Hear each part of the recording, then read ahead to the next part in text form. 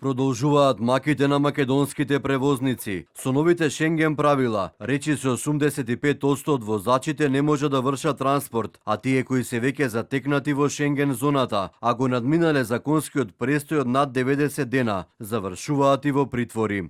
Од Асоциацијата Макам Транс велат дека економските последици веќе се чувствуваат. Рафтовите се празнат, а намалено и производството во фабриките поради недостиг на репроматеријали, чиј увоз е сведен на минимум. Едноставно да кажам, рафтовите ќе не се намалат, производството во фабриките ќе се намалат, бидејќи репроматеријали, трговски стоки, све ќе биде во намалена фаза на превоз. И да се снајдат во не период после 10 април, да ангажираат туи овие превозни средства, да речеме од Германија, Белгија, Франција, Чешка, Полска, не е битно, тие не возат за овие цени кои што возат домашните превозници. Искрено кажано, јас сум од Карп 4, така да гледам во некои од продавниците нема толку многу стока како што имаше порано преполно.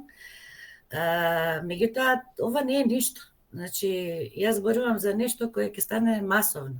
Превозниците од Македонија, Србија, Црна Гора и Бих од понеделник најавија целосна блокада на товарниот сообраќај кон земјите од Европската унија. Ќе се блокираат 9 гранични премини, каде ќе бидат пропуштени исклучиво жива стока, лекови, оружје и експлозиви. Премините ќе бидат затворени една недела. Меѓутоа, за жал, игнорантскиот однос на Европската унија према сите, као према нас и према државите се продолжува, бидејќи они цитираат некоја агенда и јас стално викам некако као да спроведуваат нешто за да ја уништат економијата во регионов, не во Македонија само, во регионов, да не донесат до дно, не размислуваат дека во сите овие држави има огромен број на странски инвеститори, чии матични фирми се во Европската унија. И министерот за транспорт и врски Николовски вели дека Европската унија останува неодговорна по однос на ова прашање. Ако нема решение, следува сериозна економска криза. Дел од компаниите погодени од новите Шенген правила веќе чувствуваат големи економски загуби. Една компанија веќе проценува загуби од 1,5 милиони евра неделно поради ограничувањата во транспортот на своите производи. Практично, целата македонска економија и регионалниот извоз се доведени на работна колапс. Овие мерки се сериозна закана за компании кои работат во ТИРЗ, но и за домашни извозно ориентирани фирми. А ако транспортот поскапи за 3 до 5%, производите стануваат неконкурентни на европскиот пазар.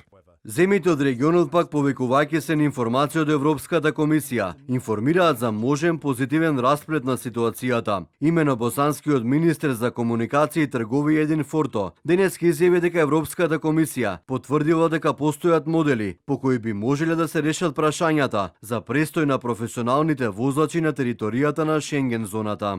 Земјите како крајни гранични држави на оваа зона, како на пример Хрватска и Бугарија, би можеле да издаваат работни дозволи до 40 дена врз основа на билатерално склучени договори со некои од земјите од регионот. Со новите Шенген правила, Европската унија воведе нов електронски систем за влез и излез со цел подобро да се контролира нерегуларната миграција. Системот користи биометриски податоци, преку кои меѓу другото покажува дали луѓето престојуваат во Шенген зоната подолго од максималното, а транспортерите неретко доаѓаат во таква ситуација чекајќи пратки за превезување. Затоа превозниците бараат да не бидат третирани како туристи при влез во Европската унија и во Шенген зоната, туку како луѓе кои извршуваат деловни активности.